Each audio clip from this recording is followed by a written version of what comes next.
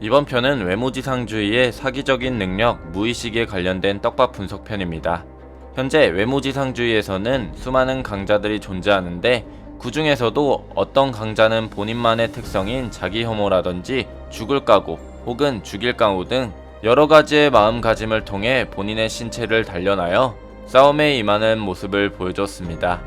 심지어 그런 특성들이 쌓이고 경험이 늘어나게 되면 상위 호환인 단계인 경지의 길로 도달하게 되는 진정한 강자로 진입하게 되는데, 이런 경지조차 씹어먹는 특성이 있습니다. 기절한 것도 깨어난 것도 아닌 상태를 통칭하며, 발동 조건은 의식이 없어도 수많은 경험이 있고 싸울 의지가 있는 바로 무의식을 말하는 것이죠. 처음 형석이 무의식의 특성을 발휘했을 때 작가님 무의식으로 그렸나요? 라는 등 조롱거리의 소재로 마감될 뻔했으나, 수많은 특성의 연출 중 가장 강력한 연출을 보이며 독보적인 인기를 자랑했고, 아무나 그런 무의식을 가지고 있는 게 아니라는 메리트 덕에 현재 독자들에게 굉장히 매력적인 요소로 다가온 특성 중에 하나로 적용이 됐습니다. 먼저 무의식 상태로 들어가게 되면 동체 시력과 순간적인 사고력이 극대화가 되어 싸움에 집중하는 본능적인 요소들만 일깨우는 상태를 의미합니다. 심지어 그런 무의식의 외모지상주의에서 최상위권 특성을 자랑하는 카피까지 갖고 있거나 엄청난 전투 경험 혹은 지식을 가지고 있는 경우에 그 효율이 극대화가 되는 것이 특징이죠. 육체의 최상을 끌어내는 용도로 사용되는 이상 본인의 신체 능력을 100% 발휘할 수 있습니다. 그렇기 때문에 무의식 상태로 들어가게 되면 위력 강화는 물론이고, 전에 불완전했던 기술의 완성도는 마스터급으로 보강해내는 극한의 시너지가 나오게 되죠.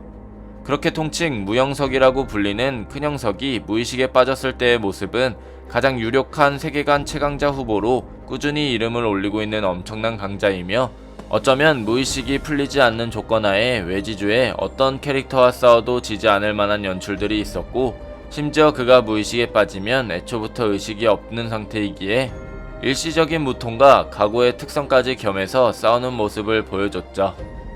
현재 무의식을 보유하고 있는 인물은 종건과 박형석이며, 무의식을 가졌을 것으로 추측되는 인물은 형석과 같은 핏줄로 예상되는 박진영이 있습니다. 이 중에서 밝혀진 바로 자유자재로 조절할 수 있는 것은 종건뿐이며, 종건은 아예 생활을 무의식으로 돌입할 때의 여관, 즉 마종눈으로 생활을 하고 있죠. 특성이 참 이상한 게 무의식, 말 그대로 의식이 없는 상태인데 이걸 조절할 수 있는 게 말도 안 되긴 하지만, 그런 조절 과정은 한때 작은 형석이 종건에게 거의 죽기 직전까지 기절을 할 정도로 신체의 한계를 넘어서는 단련이 필요하며, 그걸 이용해서 작은 형석은 각지창과의 싸움에서 쓰러질 때와 최신화에서 큰 형석과의 싸움에서도 무의식을 발현하는 것을 본다면, 작은 형석은 아직까지는 자유자재로 사용할 순 없지만 발현하는 것만큼은 매번 가능한 것으로 보이죠. 이렇게 뭐든 좋아 보이는 카피형 무의식에는 약점이 하나 있습니다. 박종건처럼 무의식을 완전히 조절할 수 없는 경우엔 무의식의 상태의 전투력은 상대의 전투력에 따라 유동적으로 변한다는 점이 변수로 적용될 수 있죠. 그렇기 때문에 무의식의 특성자와 싸울 때는 자신의 전력을 최대한 숨겨 무의식의 상태의 상대가 가짜 전력에 맞춰서 싸울 때 단 한순간에 모든 전력을 쏟아내어 무의식의 카피 보유자를 상대로 승산을 잡을 수 있다라는 점이 있죠.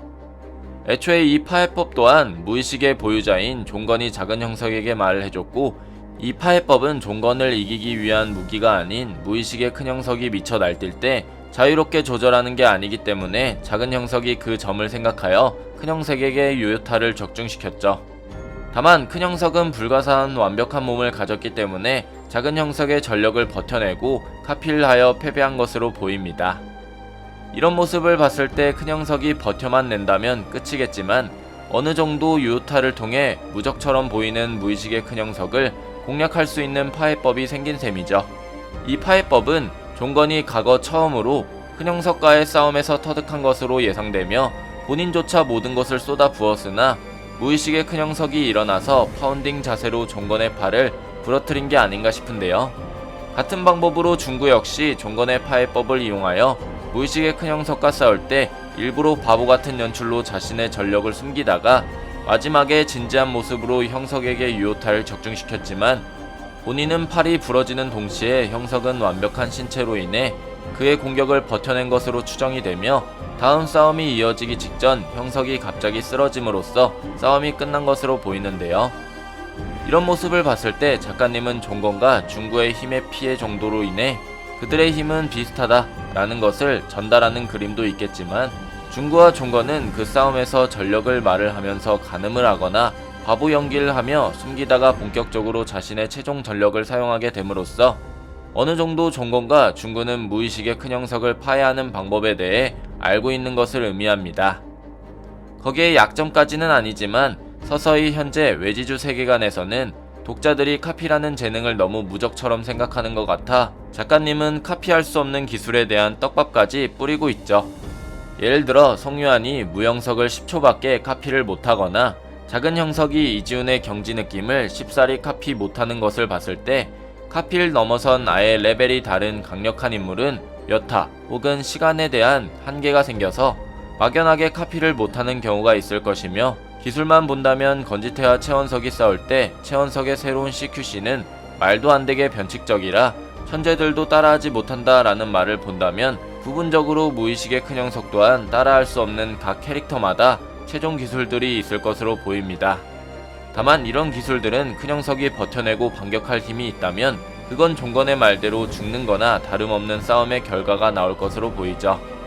자, 오늘은 외지주 무의식의 파해법에 대해서 알아봤습니다. 여러분들의 생각은 어떠신가요? 여러분들이 생각하시는 무의식의 파해법을 댓글로 적어주시길 바랍니다. 이상 시청해주셔서 감사합니다.